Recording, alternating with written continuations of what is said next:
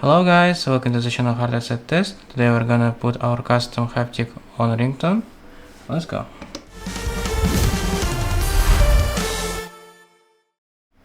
So there we start from settings, scroll until we found Sounds Haptics. There we press on Ringtone, and there we have it, haptics.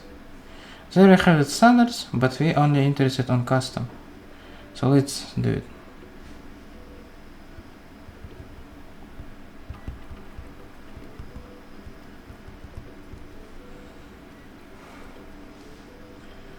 There we see vibrations that we play.